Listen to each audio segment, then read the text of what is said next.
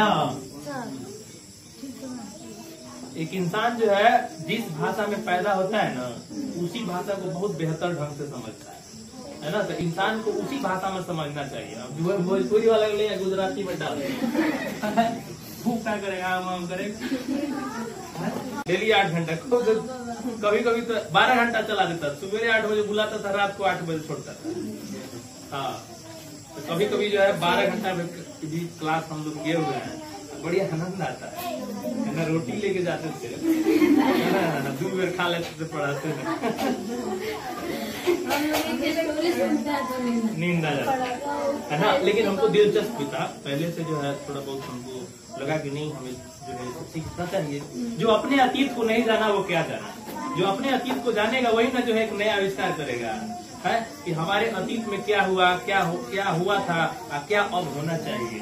तो जो अपने अतीत को नहीं समझा वो भला क्या आविष्कार करेगा, है कि नहीं। अतीत को समझना बहुत जरूरी है। अतीत में लोग घर कैसे बनाते थे, हम लोग कैसे घर बनाते हैं। पहले के जितना राज किया था हम लोग तो एगो बस 4 गो एगो डाबा बना देते हैं, उसी में रहते हैं। पहले तो रंगीला न था, है ना। एकदम डिजाइन का दीवार तो एकदम जो है कारीगर होता था घर में, है नहीं होता था जी।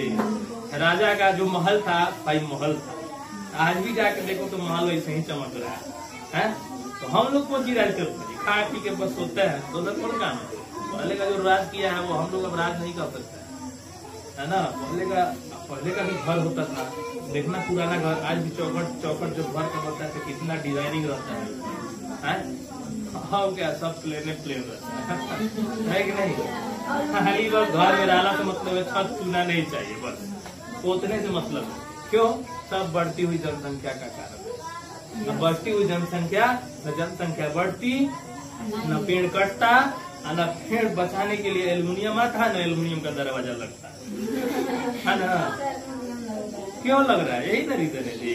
जितना लोग 80 लगभग 200 करोड़ आबादी हो गया ना, 200 करोड़ खगों को काटेगा तो 200 करोड़ पेड़ काट लेगा।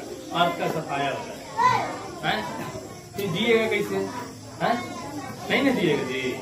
हाँ, क्यों नहीं जिएगा, क्योंकि पेड़ रहेगा तो हमको ऑक्सीजन मिलेगा। हम कार्बन डाइऑक्साइड छोड़ेंगे तो पेड़ मिलेगा, और नहीं छोड़ेंगे तो क्या होगा, फैलेगा तो गर्मी होगी तो बर्फ पिघलेगा तो उसमें डूब के मर जाएगा। इसलिए पेड़ लगाना बहुत।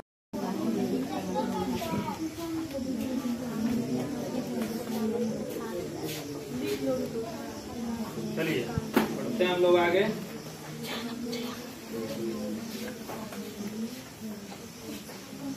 केमिकल रिएक्शन का टाइप्स क्या है ये कल का क्लियर हो गया है ना। और भी कुछ पॉइंट्स हैं उसमें जो हम लोग बातें करेंगे।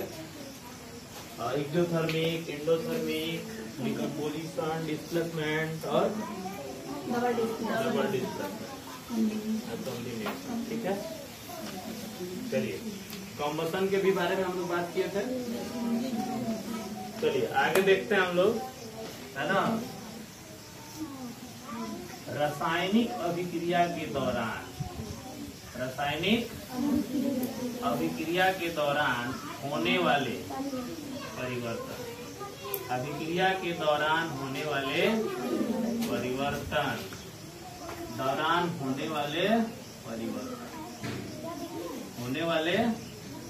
परिवर्तन, ठीक है।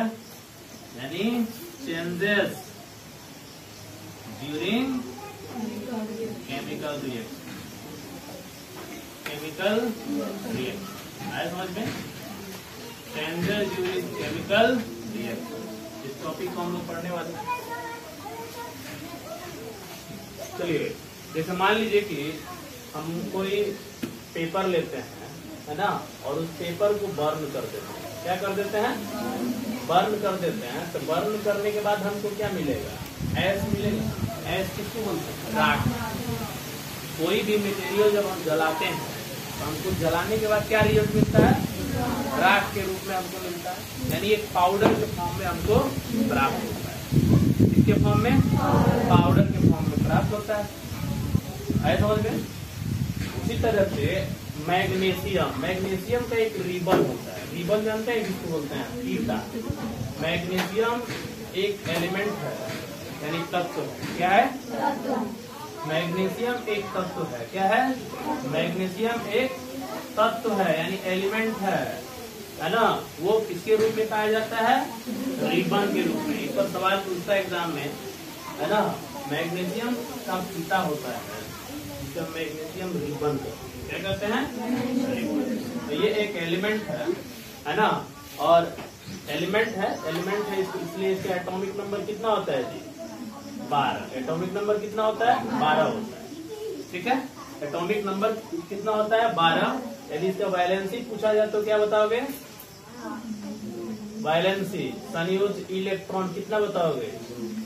2। संयोजी इलेक्ट्रॉन कितना होगा? 2 होगा। आया समझ में, है ना। तो मैग्नीशियम रिबन होता है और इसको जब जलाया जाता है ना, जब इसको जलाया जाता है ऑक्सीजन के प्रेजेंस में। किसके प्रेजेंस में? हाँ, मैग्नीशियम को जब हम ऑक्सीजन के प्रेजेंस में जलाते हैं तो ये मैग्नीशियम का तो पिता होता है ना। जैसे ऑक्सीजन के प्रेजेंस में जलाएंगे तो ये बनाता है MgO। क्या बनाता है? MgO, यानी मैग्नीशियम ऑक्साइड। क्या बनाता है? हाँ, मैग्नीशियम ऑक्साइड बनाता है। ये बैलेंस नहीं है। यदि हम इसको बैलेंस करें, ध्यान से देखें, इधर ऑक्सीजन कितना है? 2। मैग्नीशियम कितना है? 1। इधर कितना है? मैग्नीशियम भी 1 है, ऑक्सीजन भी 1 है। तो हम ऑक्सीजन को सबसे पहले बैलेंस करेंगे। तो ऑक्सीजन को बैलेंस करेंगे तो फिर पता चलेगा कि हमको मैग्नीशियम को भी बैलेंस करना पड़ेगा। अब ये संतुलित हो गया। बैलेंस मतलब क्या होता है? संतुलित, है ना। अब ये संतुलित समीकरण हो गया, संतुलित chemical equation, balance chemical equation. है समझ में? चलिए, अब ये हो गया मैग्नीशियम ऑक्सीजन से अभिक्रिया करके बनाता है मैग्नीशियम ऑक्साइड। ये है क्या? मैग्नीशियम का पिता। है समझ में? तो देखो, मैग्नीशियम का पिता जो अक्सर क्वेश्चन में पूछता है कि मैग्नीशियम के पिते को, है ना, मैग्नीशियम के पिते को जलाने से पहले उसको थोड़ा सा हम एक कागज से उसको हम साफ कर देते हैं। क्यों कर देते हैं? इसलिए कि मैग्नीशियम के फीते पर डस्ट पार्टिकल जो है जमा रहता है समझ में। डस्ट पार्टिकल जमा रहता है, यदि हम उसको बर्न कराएंगे तो ठीक तरीका से बर्न नहीं होगा। ऐसा समझते हैं। तो उस फीते को थोड़ा सा हम क्या करते हैं, कागज से उसको क्लीन कर देते हैं, फिर उसको बर्न कराते हैं, तो ये बनाता है मैग्नीशियम ऑक्साइड। और पता है जब ये जलता है ना तो बहुत ज्यादा लाइट देता है, मोर एंड मोर लाइट देता है, यानी इसको बोलते हैं चौका चांद के साथ जलता है। हाँ, डैजलिंग व्हाइट फ्लेम उसको कहा जाता है। जब ये बर्न होता है तो dazzling white flame, dazzling white flame, एकदम सफेद रंग का जो है ना, इसमें जो है फ्लेम निकलता है, चौका चौंध के साथ ये जलता है। कौन? मैग्नीशियम, है ना। तो मैग्नीशियम क्या है? तो एक एलिमेंट है, ये फीते के रूप में होता है। जैसे इसको बर्न कराते हैं तो ये बनाता है मैग्नीशियम ऑक्साइड। अब मैग्नीशियम ऑक्साइड जब बनाता है तो बनाते समय क्या होता है? जलता है। किसके साथ जलता है? डैजलिंग व्हाइट फ्लेम के साथ, यानी चौका चौंध जो है प्रकाश के साथ ये क्या होता है? लौ के साथ। फ्लेम का मतलब होता है लौ। फिर किसके साथ? लौ के साथ क्या होता है? ये बर्न होता है। ऐसा समझ में। तो ये है मैग्नीशियम ऑक्साइड। तो यहाँ हमने देखा कि पेपर को बर्न कराया तो क्या मिला? एस। यहाँ भी जब बर्न कराएंगे ना तो एक पाउडर हमको प्राप्त होगा, है ना। एक पाउडर हमको प्राप्त होगा जो किस कलर का होगा? व्हाइट कलर का होगा। तो हम क्या देखेंगे? एक केमिकल रिएक्शन हो रहा है। पहले मैग्नीशियम था, ऑक्सीजन था, केमिकल रिएक्शन हो गया। तो केमिकल रिएक्शन होने के बाद न्यू सब्सटेंस बन गया, अभी पाउडर बन गया। कहाँ मैग्नीशियम का पिता था और कहाँ ऑक्सीजन था, अब ये जल उल करके क्या हो गया? पाउडर हो गया। है समझ में। तो हम क्या पढ़ रहे हैं? रासायनिक अभिक्रिया के दौरान होने वाले परिवर्तन, यानी changes during chemical reaction. Changes during chemical reaction. तो क्या देख रहे हैं कि रासायनिक अभिक्रिया के दौरान क्या बनता है? तो पाउडर बनता है। क्या बनता है? पाउडर। तो इस तरह का जब फॉर्मेशन होता है ना तो उसको बोलते हैं अवक्षेप प्राप्त होना। क्या बोलते हैं? अवक्षेप प्राप्त होना। अंग्रेजी में इसे कहते हैं फॉर्मेशन ऑफ प्रेसिपिटेशन। क्या बोलते हैं? Formation of precipitation. प्रेसिपिटेशन। है समझ में? अवक्षेप का बनना, अवक्षेप का अवक्षेप मन का होता है बच जाना, अवक्षेप का मतलब बच जाना। ये बंद कराते हैं तो एट लास्ट में इतना हमको क्या होता है, बच जाता है, उसी को हम क्या बोलते हैं, अवक्षेप बोलते हैं। है समझ में? तो उसको अंग्रेजी में कहते हैं formation of precipitation, formation of precipitation, अवक्षेप का बनना। है समझ में? तो जब भी कोई केमिकल रिएक्शन हो और उसके दौरान यदि हमको इस तरह का मटेरियल प्राप्त होता है तो हम कहेंगे कि क्या बन रहा है, अवक्षेप बन रहा है। क्या बन रहा है? हाँ, अवक्षेप बन रहा है, यानी फॉर्मेशन ऑफ प्रेसिपिटेशन हो रहा है। तो केमिकल रिएक्शन यानी रासायनिक अभिक्रिया के दौरान होने वाले परिवर्तन में सबसे पहला परिवर्तन क्या बनेगा, अवक्षेप का प्राप्त होना, अवक्षेप का प्राप्त होना यानी formation of precipitation, formation of precipitation. ये बात समझ में आई? Formation of precipitation. चलिए अब अगला एग्जांपल यदि हम लें, है ना, आपको याद होगा कि CuSO4, CuSO4 का जानते हैं कलर कैसा होता है? ब्लू। क्या? ब्लू। हाँ, ब्लू कलर का होता है। कैसा होता है? ब्लू कलर का होता है। ब्लू माने पियर, हाँ, नीला। ब्लू माने नीला। अभी हम लोग पढ़े थे ना, 7 कलर होता है, ठीक है, सूर्य के प्रकाश में। तो CuSO4 क्या है? तो ब्लू कलर। क्या है? पूछेगा कि निम्न में तृतीया यौगिक कौन है? कौन यौगिक? तृतीया यौगिक। तो हम कहेंगे CuSO4 5H2। क्या कहेंगे? CuSO4 5H2। ऐसा समझ में? इसको क्या बोलते हैं? तृतीया। हाँ, आगे देखो। हाँ, ये किस कलर में होता है? ब्लू कलर में होता है। और जैसे इसमें आयरन के चूर्ण डालते हैं ना, आयरन माने क्या होता है ना, आयरन पाउडर, आयरन का मान लो कील ही वगैरह हम जब इसमें डाल देते हैं, आयरन का मान लो कील किसको बोलते हैं? नेल को ना जी। नेल को जब हम इसमें डालेंगे ना तो धीरे धीरे एक रिएक्शन होगा, और रिएक्शन होगा ना तो पूरा सॉल्यूशन जो है FeSO4 और बदले में क्या बन जाए? अब पता है इसका नीला, अब ये हो गया ब्राउनिश कलर में हो गया, ब्राउन हो गया। कैसा हो गया ये? भूरा रंग का ही हो जाता है ना। अब उसमें से क्या निकल जाता है? कॉपर। क्या निकल जाता है? कॉपर निकल जाता है। आए समझ में? तो CuSO4 जैसे इसमें आयरन से अभिक्रिया कराएंगे तो ये किस कलर का हो जाता है? Brown colour. तो आप देख रहे हैं ना, ब्लू कलर किस में बदल गया? Brown colour. इसका मतलब जब रासायनिक अभिक्रिया होता है ना तो कलर का भी फॉर्मेशन होता है, यानी रंग में परिवर्तन। तो पहला क्या हो गया? अवक्षेप का बनना। दूसरा क्या होगा? रंग में परिवर्तन। रंग में परिवर्तन। किस में परिवर्तन? रंग में।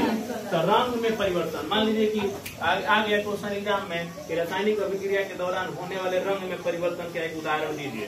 तो CuSO4 में आयरन से अभिक्रिया करा देंगे, इससे बढ़िया क्या हो सकता है? तो ये क्या हो गया? रंग में परिवर्तन। चलो अब अगला पॉइंट है ना, अगला पॉइंट है कि जैसे मान लीजिए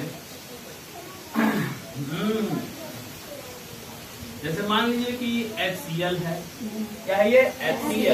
HCl किसको बोलते हैं? Hydrochloric acid. हाइड्रोक्लोरिक एसिड का हमारे जीवन में बड़ा ही उपयोग है ना। ये हमारे शरीर में पाया जाता है। कहाँ पाया जाता है? स्टमक में। कहाँ पाया जाता है? स्टमक में। स्टमक में जो है HCl पाया जाता है। HCl यदि गैस होगा तो एसिड नहीं होगा, इसको एक्वस होना पड़ेगा, यानी जल का विलयन होना पड़ेगा, है ना। तो इसको हम एसिड कहते हैं। क्या कहते हैं? एसिड। एसिड कहते हैं। ये हमारे स्टमक में पाया जाता है, एसिड, है ना। इसका काम क्या होता है कि इसका काम ये होता है, हमारे स्टमक से इसका स्राव होता है, स्टमक की दीवारों से जो है इसका स्राव होता है। स्टमक को हिंदी में कहते हैं अमाशय। क्या कहते हैं? अमाशय। अमाशय को अपना भाषा में क्या कहते हैं? पेट, है ना। अमाशय, अमाशय में HCl का स्राव होता है ना। अमाशय में HCl का स्राव होता है। बड़ी खतरनाक होता है। जब तुम मिर्चा मसाला खा लेगा ना हमारे, है ना, तो क्या होता है वो, यानी कहने का मतलब एक्सेस एसिड निकल जाता है।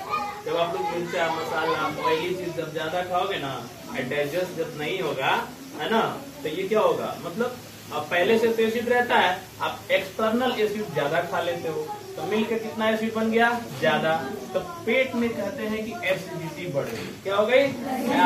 जब एसिड जब हो जाता है तो उसको पेट में जो दर्द होता है ना, उसको कहते हैं क्या, एसिडिटी। क्या कहते हैं? एस्टमक पेन। एसिडिटी की वजह से क्या होता है, एस्टमक पेन, पेट में दर्द होने लगता है।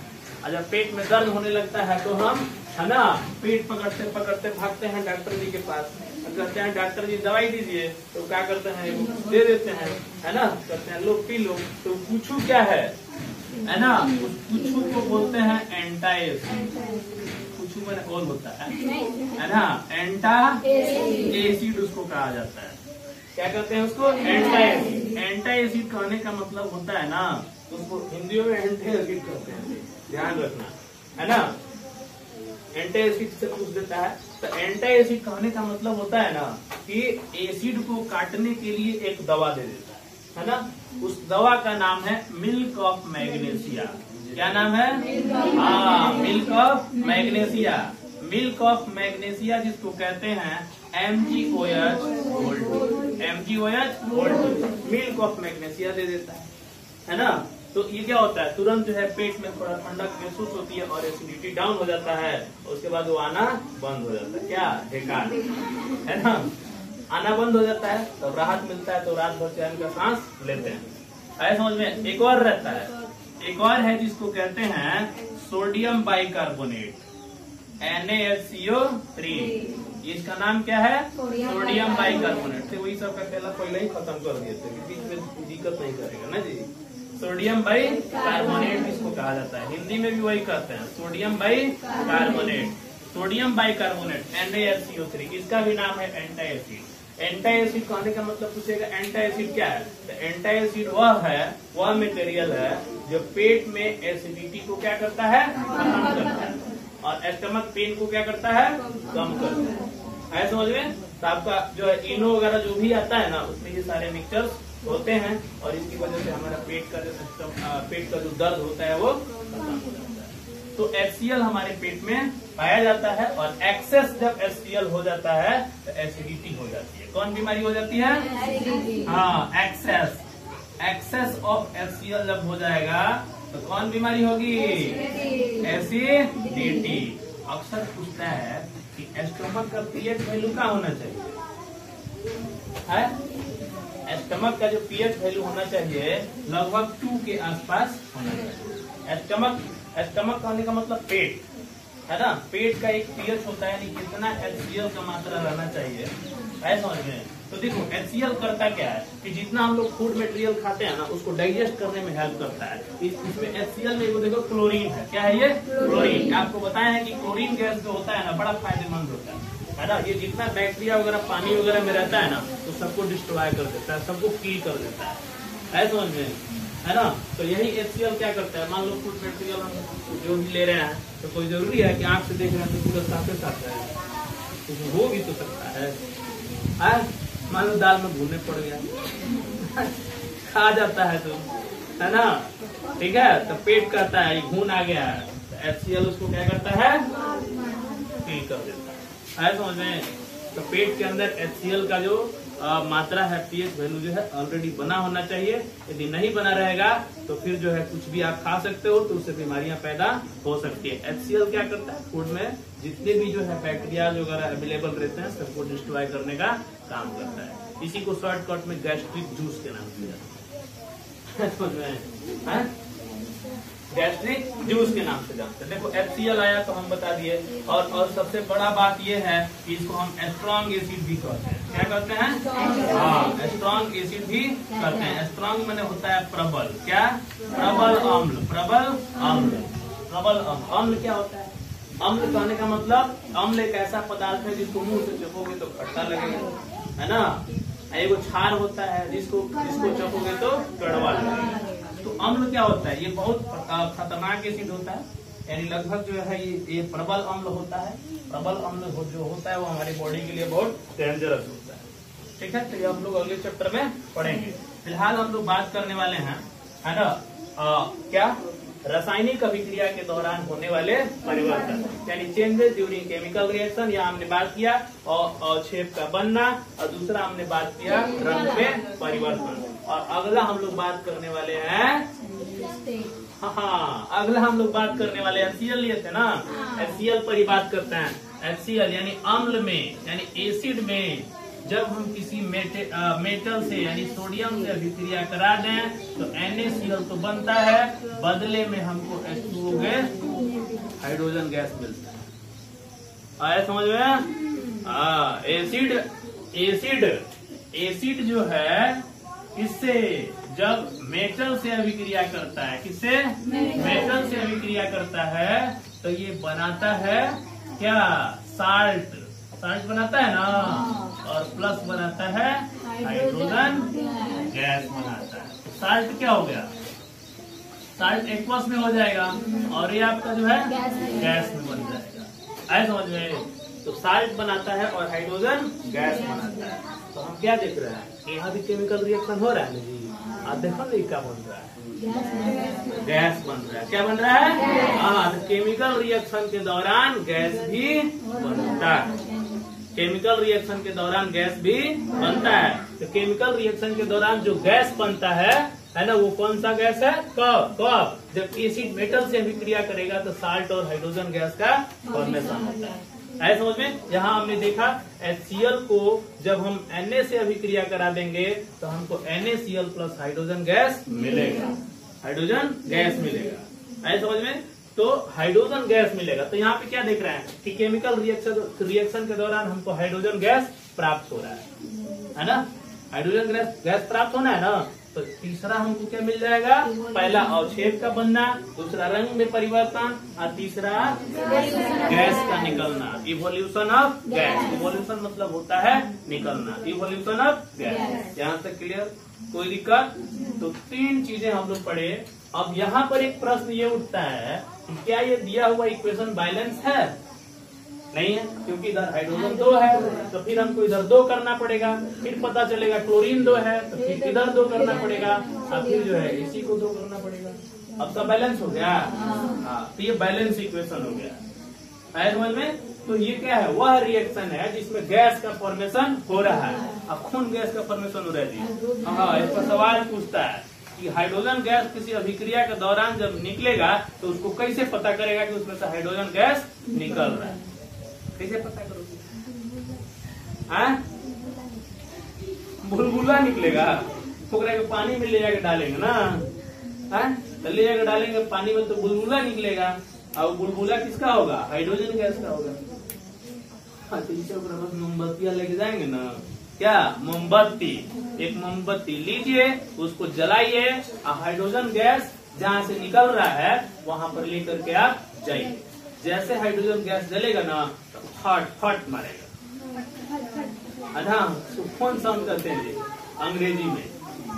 अंग्रेजी में इसको कहते हैं पॉप साउंड। क्या करते हैं? हाँ, पॉप साउंड देता है। कौन साउंड देता है? पॉप साउंड, है ना? तो ये हाइड्रोजन गैस होता है। जैसे हम कैंडल, बर्निंग कैंडल लेकर के जाते हैं इसके पास, जला हुआ मोमबत्ती लेकर के जाएंगे तो एक साउंड प्रोड्यूस होगा। वो कौन सा साउंड होगा जी? Pop sound, POP sound, pop sound. Hindi में क्या बोलते हैं जी? फट फट की आवाज, गाने फाड़ देगा, फट फट की आवाज निकलता है। आए समझ में?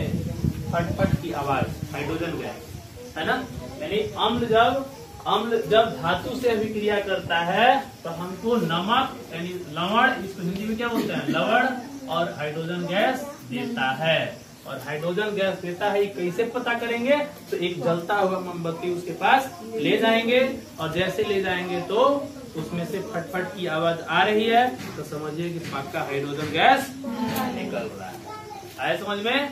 तो हम लोगों ने देखा गैस में गैस का निकलना, इवोल्यूशन ऑफ गैस, यानी केमिकल रिएक्शन के दौरान होने वाले जो चेंजेस हैं उसके बारे में हम लोग पढ़ रहे हैं। आए समझ में? तो पहला हमने क्या देखा? अवक्षेप का बनना। दूसरा हमने क्या देखा? रंग में परिवर्तन। तीसरा हमने क्या देखा? Evolution of gas, evolution of gas. और कुछ बनता है?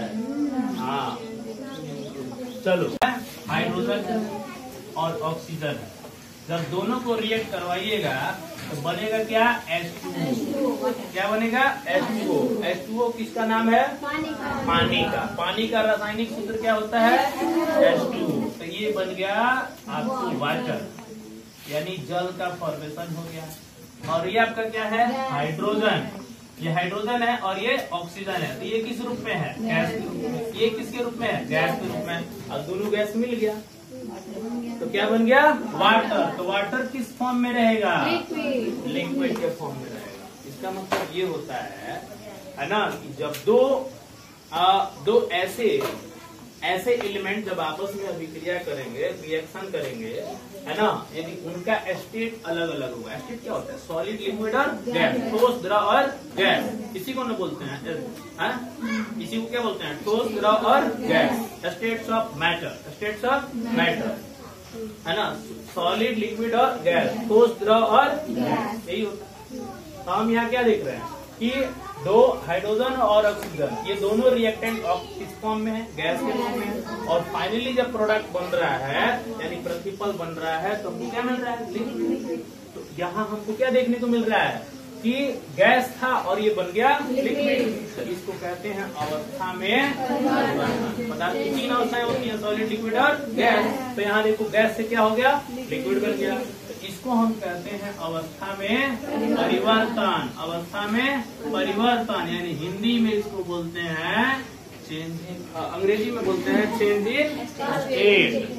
चेंज इन स्टेट बोलते हैं। क्या बोलते हैं जी? हाँ, चेंज इन स्टेट कहा जाता है। जैसे मान लीजिए कि, अरे याद कीजिए कि कल हम लोग बात कर रहे थे CaCO3 था ना, ये क्या है? सॉलिड है। और जैसे हमने हीट किया तो इसमें से CO निकल गया, बदले में क्या निकल गया? CO2 निकल गया। कार्बन डाइऑक्साइड निकला ना? क्या निकल गया? कार्बन डाइऑक्साइड निकल गया। तो यहाँ पर हमने देखा कि हाइड्रोजन गैस निकलेगा तो कैसे पता करेंगे? अब कार्बन डाइऑक्साइड निकलेगा तो कैसे पता करेंगे? तो इसको क्या करते हैं ना, CO2 को हम फ्लो करवा देते हैं। जानते हैं किसमें? चूने के पानी में। किसमें? हाँ, चूने के पानी में इसको फ्लो करवा देते हैं। जैसे चूने के पानी में फ्लो करवाएंगे ना, तो ये दूधिया हो जाता है। दूधिया जानते हैं? अंग्रेजी में इसे मिल्की कहते हैं। क्या कहते हैं? हाँ, इसको क्या बोलते हैं? मिल्की, है ना। तो चूने के पानी में हम कार्बन डाइऑक्साइड गैस को प्रवाहित कर देंगे तो ये क्या बन जाता है? मिल्की। चूना का पानी है क्या? तो CaOH, वोल्ट में हम CO2 गैस जब प्रवाहित कर देते हैं तो ये बन जाता है CaCO3। और क्या निकल जाता है इसमें से? में H2O निकल जाता है। तो देखिए यहाँ पर कार्बन, ये क्या हो जाएगा? यही दूधिया बना देता है इसको। ठीक है। तो हाइड्रोजन गैस को पता करना है कैसे निकल रहा है, तो बर्निंग कैंडल ले जाइए, जलता हुआ मोमबत्ती उसके पास ले जाइए तो पॉप साउंड देगा। कार्बन डाइऑक्साइड निकल रहा है तो ये कैसे पता चलेगा जी? तो एक घुसा देंगे किसमें? चूने के पानी में। और चूने का पानी होगा तो क्या बन जाएगा? मिल्की हो जाएगा, दूधिया कलर का हो जाएगा। समझ में? कैसा हो जाएगा? दूधिया कलर का हो जाएगा। आप भी एक लीजिए, वो एक छोटा सा परख नली लीजिए, है ना। परख नली में थोड़ा सा चूना और पानी मिला दीजिए और कुछ देर के लिए उसको छोड़ दीजिए। फिर फूंक मारिएगा ना तो फिर से वो क्या बन जाएगा? व्हाइट आ जाएगा। आप भी तो कार्बन डाइऑक्साइड दे रहे हैं, समझ में? तो कार्बन डाइऑक्साइड को चेक कैसे करते हैं? तो यहाँ हमने क्या देखा? देखो, पहले सॉलिड था ना, अब सॉलिड से ये क्या बन गया? गैस बन गया। गैस का फॉर्मेशन हो रहा है। तो अवस्था में परिवर्तन, change in state, change in state. आज हमने ये पता किया कि what are the chemical reaction during, what are the changes during chemical reaction, यानी रासायनिक अभिक्रिया के दौरान होने वाले परिवर्तन कौन कौन से होते हैं। क्लियर हो गया? तो पहला रंग में, पहला अवक्षेप का बनना, रंग में परिवर्तन, अवस्था में परिवर्तन, और अगला क्या है? देखो, है ना, change in temperature. Change in temperature ये तो कल बताए थे, है ना। सबसे बढ़िया उदाहरण क्या है ना? हम सबसे बढ़िया कल उदाहरण बताए थे ना कि कली चूना को पानी में क्या कर दीजिए? डाल दीजिए। जैसे कली चूना को पानी में डालिएगा ना, उसका पेंदी जब टच कीजिएगा तो आपको कैसा लगेगा? गर्म लगेगा, है ना। क्या होगा? गर्म लगेगा। इसका मतलब ये हुआ कि उसमें टेम्परेचर, यानी CaO प्लस H2O जब मिलाते हैं तो CaOH होल 2 अब बदले में क्या देता है, हीट देता है। तो टेम्परेचर निकल रहा है ना, तो इसको कहते हैं तापमान में परिवर्तन। क्या कहते हैं, तापमान में परिवर्तन। जैसे देखिए मान लीजिए मैग्नीशियम ऑक्साइड जला रहे थे तो खाली एक पाउडर थोड़े बन रहा था, चौका चौंध के साथ जल रहा था, तो उसका मतलब वो भी तो दाह मारेगा, हाँ वो भी तो उसमें भी तो ताप होगा। जैसे सबसे बड़ी एक एग्जाम्पल कंबसन है ना जी। कंबसन यानी दहन। दहन की अभिक्रिया के अंदर क्या होता है ना, दहन की अभिक्रिया के अंदर क्या होता है, जब कोई पदार्थ जब ऑक्सीजन के प्रेजेंस में जब जलता है तो प्रकाश और उष्मा दोनों देता है, लाइट एंड हीट दोनों देता है। तो क्या बन गया, हीट बन गया ना जी। तो हीट क्या है, उष्मा हो गया। तो इसका मतलब क्या हो गया, तापमान में परिवर्तन। तो कुल मिला के 5, यानी what are the chemical, what are the changes during chemical reaction, है ना, कौन से रासायनिक अभिक्रिया के दौरान कौन कौन से जो है परिवर्तन होते हैं। तो अवक्षेप का बनना, रंग में परिवर्तन, गैस का निकलना, और हमने क्या देखा, अवस्था में परिवर्तन, और चौथा हमने देखा ताप में परिवर्तन। आए समझ में, जहाँ तक कोई दिक्कत है चलिए एक बार रिवाइज कर लीजिए, क्या पढ़े आप लोग।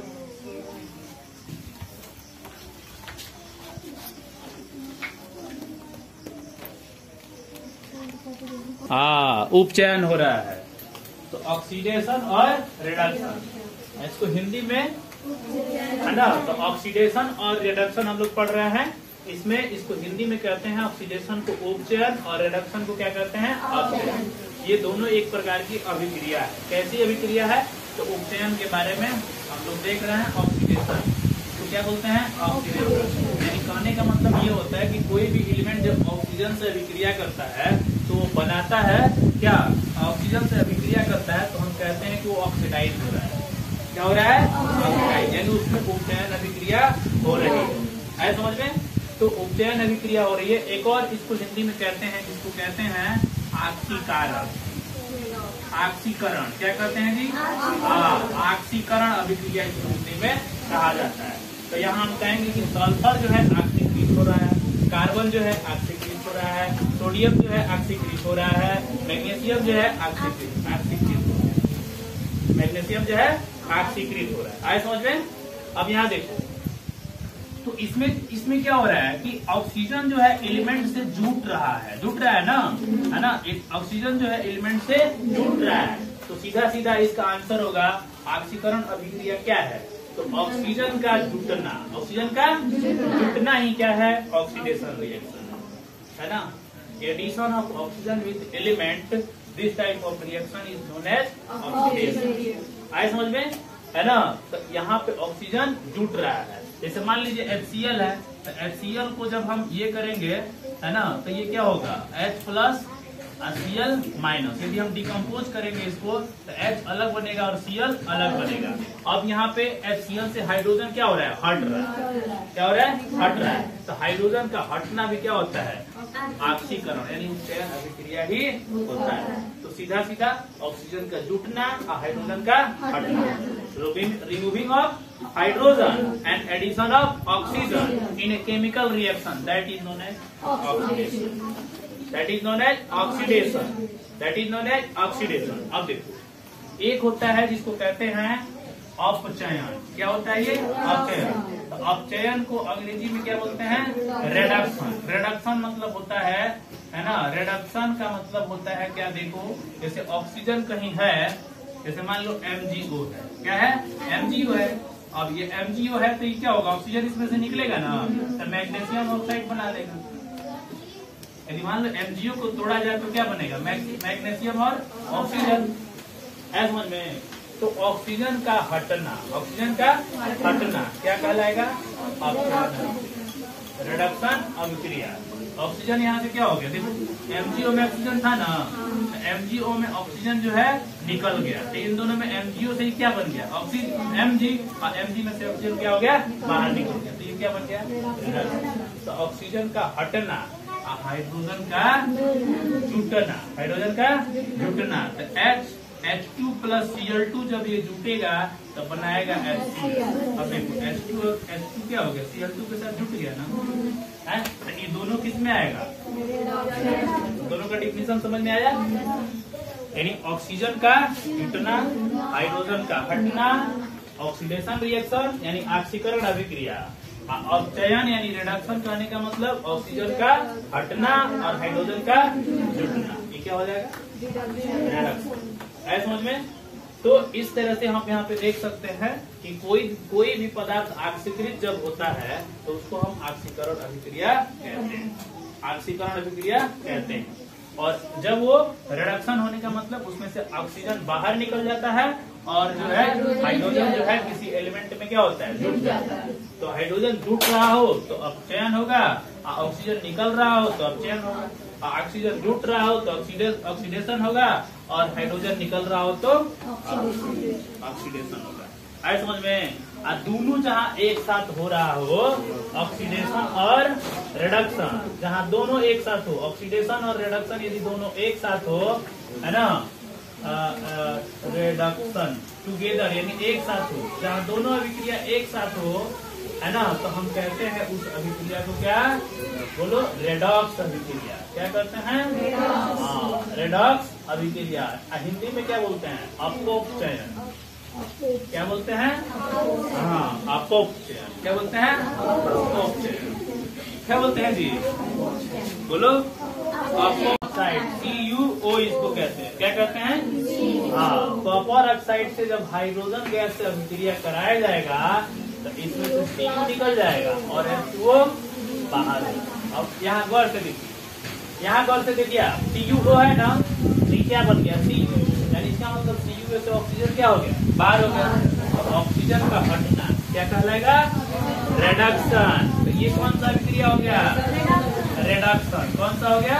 रिडक्शन। अब देखो, उसके बाद से यहाँ गौर से देखिए, ये हाइड्रोजन है ना, ये क्या है? हाइड्रोजन है और हाइड्रोजन में देखो ये क्या जुट गया? ऑक्सीजन जुट गया तो ये क्या बन गया? ऑक्सीडेशन। एक तरफ हाइड्रोजन जुट रहा है और दूसरी तरफ ऑक्सीजन जो है निकल रहा है। तो ऑक्सीजन निकल रहा है तो क्या हो गया? रिडक्शन। हाइड्रोजन जुट रहा है तो हो गया ऑक्सीडेशन। क्या हो गया? ऑक्सीडेशन यानी ऑक्सीकरण। और ये क्या हो गया? अवकरण। समझ में? तो ऑक्सीडेशन रिडक्शन क्या होता है? समझ में आया है? तो जब ऑक्सीडेशन रिडक्शन यानी ऑक्सीकरण और अवकरण दोनों अभिक्रिया साथ साथ हो तो उसको हम क्या बोलते हैं? अपचयन अभिक्रिया यानी रेडॉक्स अभिक्रिया। हिंदी में पूछ देता है रेडॉक्स अभिक्रिया क्या है ना। और दूसरा, यहाँ पर हमने देखा अलग अलग उपचयन क्या होता है और अपचयन क्या होता है। बात समझ में आया? उपचयन क्या होगा और अपचयन क्या होगा? टेस्ट में लिखा है करना। कल टेस्ट है। कल आना है तुमको। कल केमिस्ट्री का टेस्ट कल मिल जाएगा। कल मिलेगा। Now I am healthy. Last week I am not healthy. आए समझ में? बात समझ आ गया? समझ आ गया जी? ठीक है। अब हम लोग इसमें एक पॉइंट और है जिसके बारे में हम लोग कल जानेंगे, रेड्यूसिंग एजेंट और oxidising agent. Oxidising agent, agent के बारे में हम लोग कल पढ़ेंगे। एजेंट कौन होता है? विदेश भेजवाता जानता है ना? हाँ, एजेंट होता है ना। LICU के एजेंट होता है। हाँ, वो एजेंट नहीं है। कल कितने बजे? कल कितने बजे आइएगा? सुबह में 6 बजे से पहले और शाम को 6 बजे के बाद आना है। सुबह में 6 बजे से पहले और शाम को 6 बजे के बाद आना ना। सुबह में 6 बजे के पहले और शाम को 6 बजे के बाद आना है।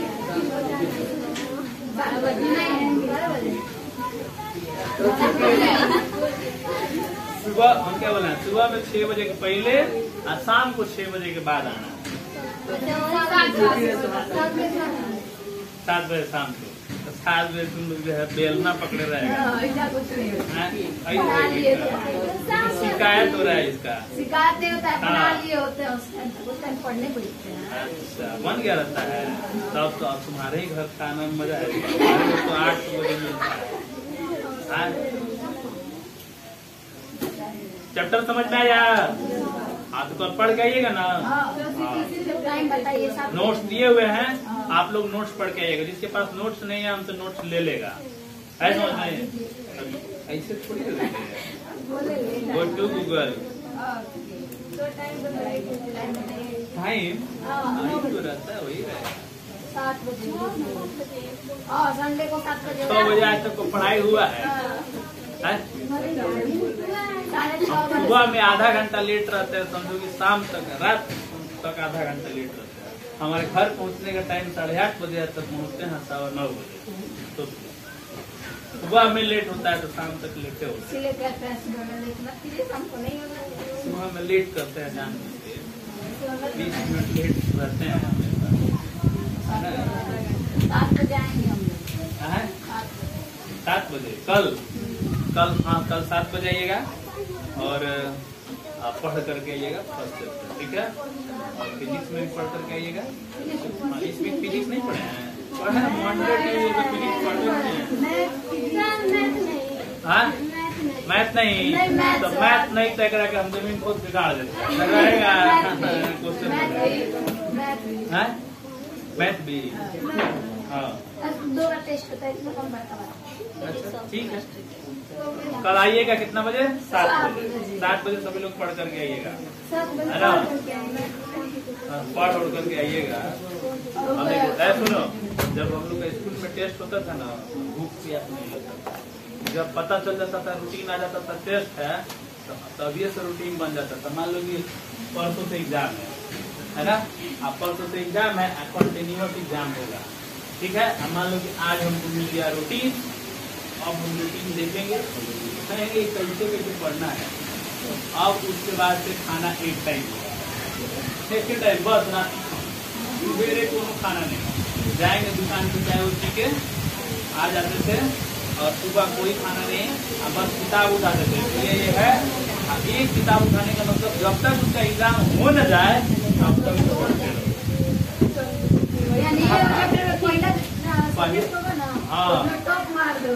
हाँ कैसे लास्ट में फेल हो जाओ? एक चैप्टर थोड़े पढ़ता था कोई। अब तो आने का मतलब पहले का पढ़ा दिया गया है। अब टेस्ट होगा, इस कॉलेज का टेस्ट होगा तो सब सब्जेक्ट का थोड़े आएगा। मान लो 4 गो चैप्टर आया तो 4 गो चैप्टर हमको तैयार करना है ना, है। अब बैठ के जाएगा भूसा भरने लगेंगे तो हो गया ना, जाएगा सुतेंगे एग्जामिनेशन हॉल में। ऐसे बढ़िया कि तब एक टाइम कम खाओ लेकिन ये जिंदगी है। अब खा के सूझ जाएगा तो लास्ट में देखो, जिसका लाइफ थोड़ा दिक्कत से गुजर गया वो आगे चल के ऐसे आराम से जिंदगी जिएगा। और जिसका लाइफ पहले खुशी से गुजर गया वो आगे चल के तो पक्का माथा पीट कर रोएगा ना, हम पछताएगा कि कहाँ से कहाँ ही गलती है। चलो मैथ निकाल दो।